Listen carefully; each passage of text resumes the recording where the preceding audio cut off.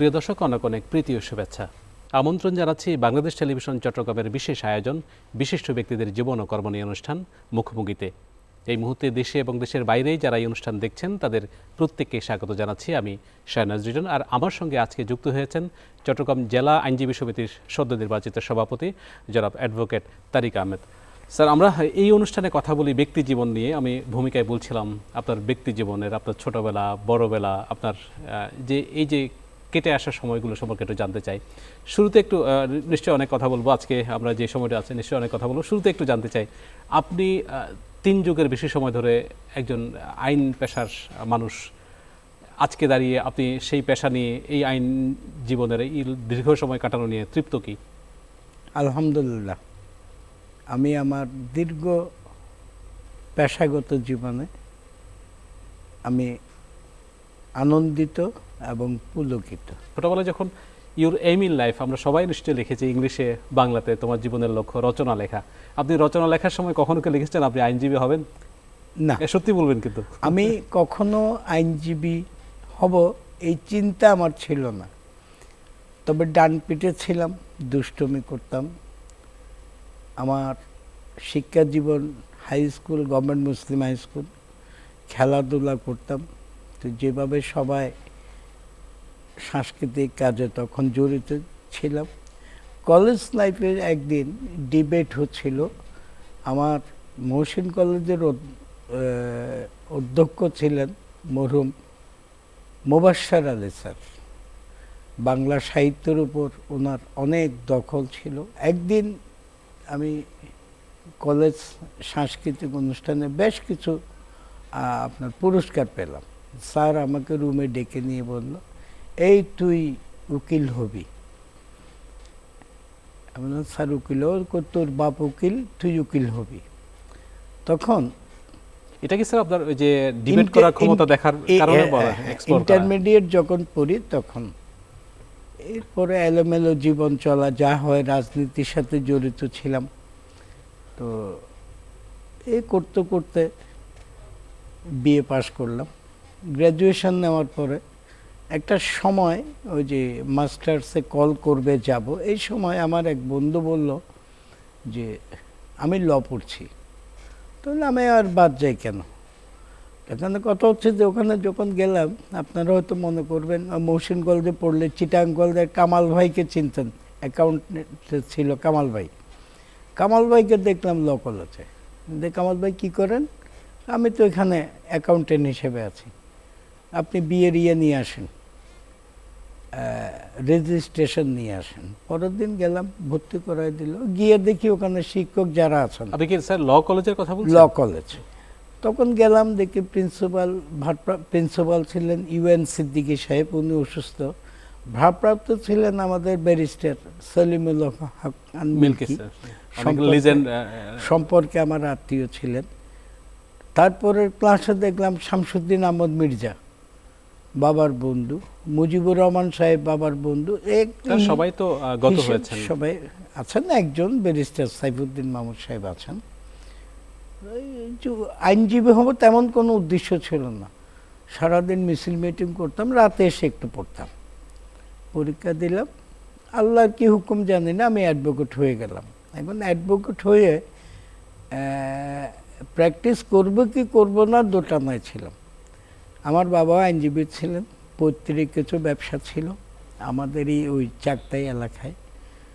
তো দোটানায় ভাগ্য ভালো কি মন্দ জানি না, 91 ঘূর্ণিঝড়ে আমার ব্যবসা একেবারে।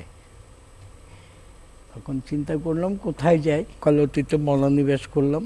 কিছুদিন হাইকোর্টে ছিলাম, ওখানেও মন টিকে না। তারপরে চিটাং আসলাম।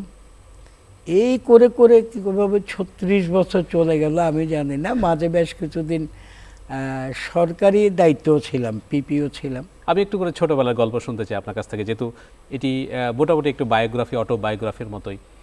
আপনার বেড়ে ওঠা একদম চট্টগ্রাম শহরের প্রাণকেন্দ্রে।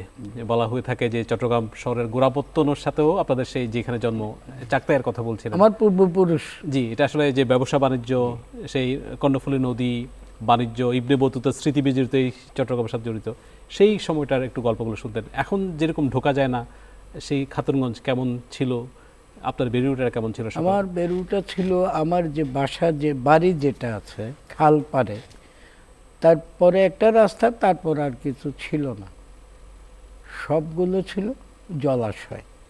এখন যেটা কর্ণফুলী ব্রিজ, ওটা কিন্তু মারাত্মক একটা চর ছিল, ওখানে সাধারণ মানুষ যেতে পারতো না। আপনার সাপ এবং ওটা কি বলে, জোক, চিটাঙ্গার ভাষায় জোক বলে ওখানে। তখন আমাদের এলাকায় যানজট ছিল একটা সময়। তবে তখনের মানুষগুলো আর এখনের মানুষগুলো আপনি মিলাতে পারবেন না, মিলাতে পারবেন না। যেমন আমরা খেলাধুলা করতে পেরেছি, আমরা মাঠে খেলছি, হয়তো দেখা যাচ্ছে মাঠের পাশে একজনের বাড়ি, উনি একটু শরবত দিয়ে গেলেন, বা বাসায় কিছু নাস্তা করলেন, এগুলো দিয়ে গেলেন, বা আমাদের বাসায় আসলেও এটা হতো। আমরা যখন লেখাপড়া করি, বাস উঠলে ছাত্র চেনা যেত, তখন বয়স্ক লোকরাও আমাদেরকে স্নেহ করে বসতে বলতো। যেহেতু আমার বাবাও আইনজীবী ছিলেন, কিন্তু আমাদের পৈতৃক একটা ব্যবসা ছিল। আমাদের ব্যবসা ছিল আপনার নোয়াখালী, হাতিয়া, সন্দ্বীপ, কক্সবাজার, কুতুবদি, এখান থেকে। এটা কি খাতুনগঞ্জ থাকার কারণে কি এই লিঙ্কগুলো তৈরি হয়েছে, মানে ব্যবসা? না, এটা আমাদের পূর্বপুরুষেরই এটা ওই বংশানুক্রম ব্যবসাটা ছিল। এখন আপনি বিশ্বাস করবেন কিনা জানি না, এখন ব্যবসা করতে চেক দিয়ে ব্যবসা হয়, স্টাম্প দিয়ে ব্যবসা হয়, যে আমি আপনাকে 3 মাসে 6 মাসের টাকা দিব। তখন ওরকম ছিল না, মুখের কথা সব। মুখের কথা একটা লম্বা কাগজে লিখে দিত রে টোটাল। এবং ওদের সাথে যে পরিচয়, ওরা ঠিক এই যে চৈত্র সংক্রান্তি, যেটা একটা আমেজ ছিল আমাদের চাকতাই খাতুনগঞ্জে, প্রত্যেক দোকানে মিষ্টি খাবার, এই সেই, ওই যে আমাদের সন্দ্বীপ থেকে, হাতিয়া থেকে, কুতুবদিয়া থেকে, ওই যে এরা বাকি নিয়েছেন, তা ওনারা আসতেন, একটা হিসাব করে ওনারা টাকা দিতেন, আবার আমাদের থেকে ওনাদের একটা হালখাতা বলতে কিছু গিফট করা হতো। আমরা মোরাল ভ্যালুসের কথা বলি, যোগাযোগ ব্যবস্থার কথা বলি, স্নেহের কথা বলি, সেটাই আসলে এখনকার লেভেলে। হয়তো আপনাদের আগে আরো 20 বছর আগে যারা আছে তারা একরকম চিন্তা করতেন, নিশ্চয়ই আপনার বাবারা অথবা দাদারা চিন্তা করতেন। পরিবর্তন যেটা হয়েছে, আমরা সেটাকে যতই আধুনিক বলি, যতই বলি না কেন, আগের সেই আনন্দ তো আর পাবেন।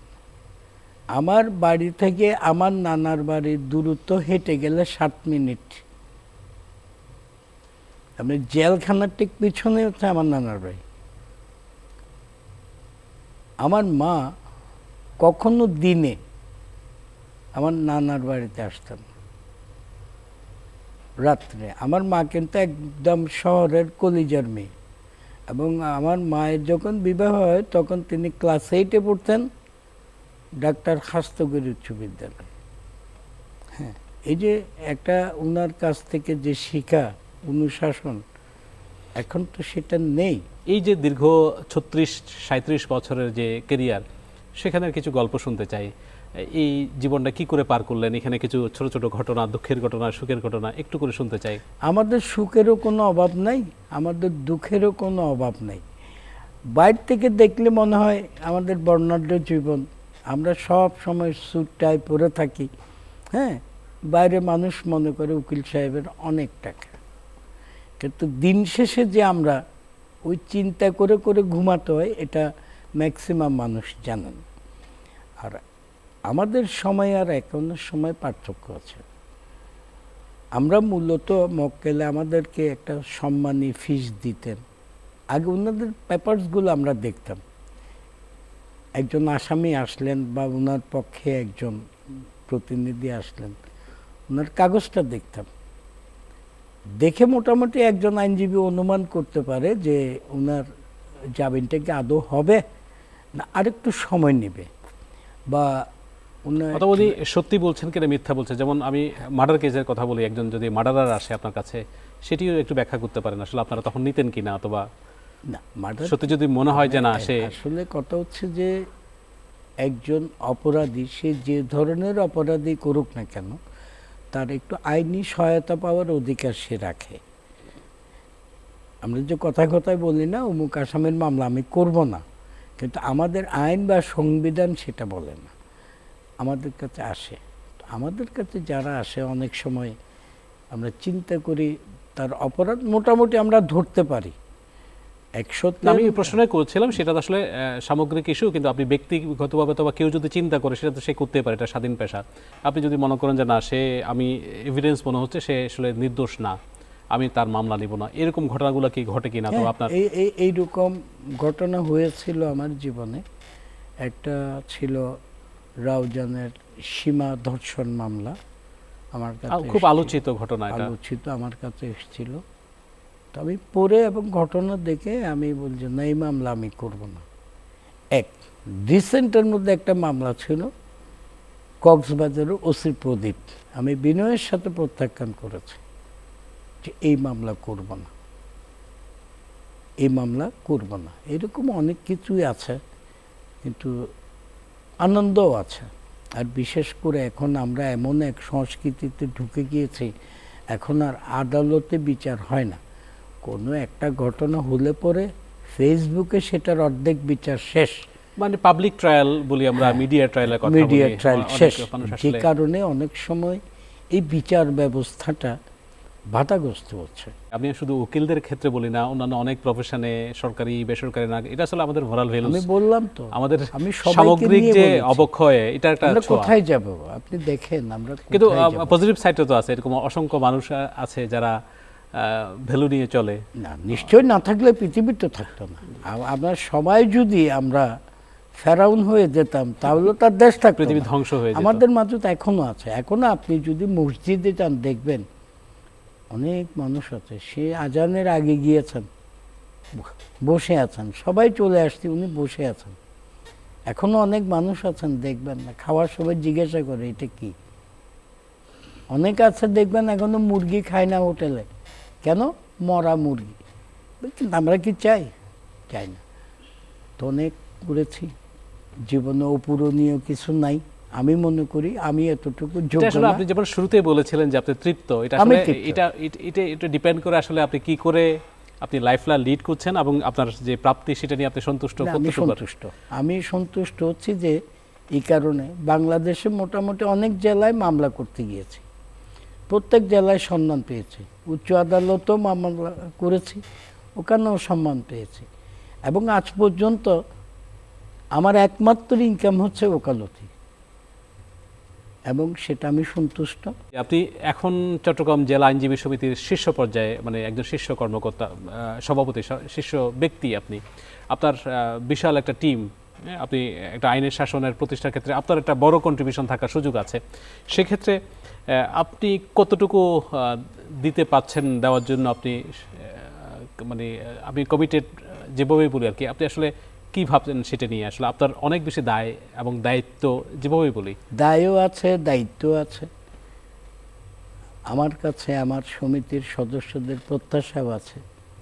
তো আমি আশাবাদী, কারণ বর্তমানে যিনি অর্থমন্ত্রী আছেন উনি আমাদেরই লোক, বর্তমানে যিনি ভূমি প্রতিমন্ত্রী আছেন উনি আমাদেরই সদস্য।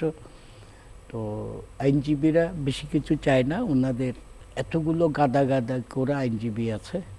তো আমরা চাচ্ছিলাম ওনাদের জন্য একটা চেম্বারের ব্যবস্থা করতে পারি কিনা। এটা মাননীয় মন্ত্রী মহোদয়ের সাথে কথা হয়েছে, উনি আমাদেরকে আশ্বস্ত করেছেন। আর পেশাগত মান, জি, পেশাগত মান যেটা বলেন সেটা হচ্ছে, আমি যদি মনে করি আমি আইনজীবী, আইনজীবী শব্দটা ব্যাপক। একজন আইনজীবী, আমি যে বললাম যে মানুষে মনে করে অনেক টাকা, টাকার জন্য ওই আমাদের ওখানে যে ফিশারি আছে না, যারা মাছ বিক্রি করে তারা দৈনিক আমাকে 2-4-10 বার কিনতে পারবে, কিন্তু তারা মৎস্যজীবী, আমি আইনজীবী। তো নিজের ভিতর থেকে যদি পরিবর্তনটা না আসে কেউ করতে পারবে না। আর আপনি আইনের চর্চা করতে হলে লেখাপড়া করতে হবে, আপনি বই পড়তে হবে। আগের মতো সেই ব্রিটিশের আইন তো এখন নাই, প্রতিনিয়ত আপনার আইনগুলো পরিবর্তন হচ্ছে। যেটি আমরা যে ডক্টরদের ক্ষেত্রে দেখি যে অনেক বয়স্ক হওয়ার পরও তাদেরকে পড়তে হয়, কারণ প্রতি বছর, প্রতিদিন, প্রতি মাসে নতুন নতুন ওষুধ আবিষ্কার হচ্ছে, রোগ আবিষ্কার হচ্ছে, তাদেরকে পড়তে হয়। সেম এজ পড়া ছাড়া কোনো বিকল্প নাই। কারণ নতুন আইন হচ্ছে। এই আইন কি বলে, আমি কি বলি, আমার মক্কেল কি বলে, তাইলে পড়া ছাড়া কিছু নাই। আর আইনের ভাষ্যটা এখন আইনটা হচ্ছে ইলাস্টিকের মতো, আপনি টানতে যদি পারেন আপনার মেধা দিয়ে কৌশল দিয়ে আপনার পক্ষে চলে যাবে, আমি যদি সেটা টানতে পারি সেটা আমার পক্ষে চলে এটা আসবে। আসলে ওই যে বললাম না, মেধা যুক্তি, আপনি যে ডিবেটের কথা মেধা বলছিলেন যে আর কি। ছাড়া আপনার অধ্যাবসায় ছাড়া কিছু হবে না। আমরা অনুষ্ঠান একেবারে শেষের দিকে আমি একটু নতুন বাংলাদেশ গড়ার ক্ষেত্রে, যে সবার আগে আমরা বাংলাদেশ বলছি, সেই বাংলাদেশ গড়ার ক্ষেত্রে আপনাদের কন্ট্রিবিউশন অথবা আপনি কি ভাবেন সেই কথাটুকু একটু শুনে একটু বিদায় নিতে চাই। আমরা বুকে ধারণ করি সবার আগে বাংলাদেশ। দিন দিন আইন পরিবর্তন হচ্ছে। আগে শুধু আমরা ডিএলআর এএলআর দিয়ে চালাতাম, এখন আমাদের দেশে ওই যে ব্রিটিশ আইনি কি বলে, আমেরিকাতে কি বলে, এখন মার্কেন্টাইল ল বেশি, কারণ এখন ওভারসিজ বেশি হচ্ছে ব্যবসা বাণিজ্য। তো কাজেই লেখাপড়ার বিকল্প নাই। আমরা একটা মানে সমৃদ্ধ বাংলাদেশ চাই, আমরা একটা যে বৈষম্যহীন সংগ্রাম, বৈষম্যহীন সমাজের জন্য যে সংগ্রাম ছিল, এটা বৈষম্যহীন বাংলাদেশ চাই। এটির ক্ষেত্রে মানে অ্যাজ এ পিপল, একজন সাধারণ নাগরিক হিসেবেও আপনার যে প্রত্যাশা সেটি একটু শুনতে চাই। হ্যাঁ, আমরা বিশেষ করে আমি আইনজীবী দিকে বলি, বৈষম্যবিহীন বাংলাদেশ চাই বলেই আমরা জুলাই আন্দোলনে অংশগ্রহণ করেছি। আমি নিজেও একজন জুলাই যোদ্ধা। আমরা মনে প্রাণে সেটা ধারণ করি এবং আমরা জুলাই আন্দোলন করেছি। একজন ফ্যাসিস্টকে আমরা সবাই মিলে বিতাড়িত করেছি। আশার উপরে আর কিছু নাই। এই যে বাবা ক্যান্সারে মরে যাচ্ছে, সব কিছু বিক্রি করেও আমি বাবাকে বাঁচানোর এই যে আশা, আমরা সবাই জানি উনি ক্যান্সার বেশি দিন বাঁচবেন না, তারপরে আশা আমাদের সর্বস্ব, সন্তানরা সর্বস্ব দিয়ে চেষ্টা করে বাবাকে বাঁচানোর জন্য, করে বাবা মাকে বাঁচানোর নিশ্চয়ই জন্য। আমরা বাংলাদেশকে এরকম করে অবশ্যই, যেহেতু এটা আমার জন্মভূমি, আমি অবশ্যই চাই আমার দেশ উঠুক, জেগে উঠুক, স্বনির্ভর হোক, আমরা সবাই ভালো থাকি, বাংলাদেশ ভালো থাকুক। আপনাকে অশেষ ধন্যবাদ। ধন্যবাদ আমরা সবাই আপনাকে। ভালো থাকি, বাংলাদেশ ভালো থাকুক। অশেষ কৃতজ্ঞতা আবারও এখানে আসার আপনাকেও জন্য। ধন্যবাদ আমাকে আমন্ত্রণ যাওয়ার জন্য। দর্শক, মুখোমুখিতে কথা বলছিলাম চট্টগ্রাম জেলা আইনজীবী সমিতির বিজ্ঞ সভাপতির সঙ্গে। তিনি তার জীবনের অনেক না বলা গল্পের কথা বলেন, অনেক হতাশার সাথে সাথে সমৃদ্ধ বাংলাদেশের স্বপ্নের কথা বলেন। আজ এই পর্যন্তই। নিশ্চয়ই আগামী পর্বে আবারও নতুন কোনো অতিথি নিয়ে দেখা হবে। সে পর্যন্ত ভালো থাকবেন, সুস্থ থাকবেন। আল্লাহ হাফেজ।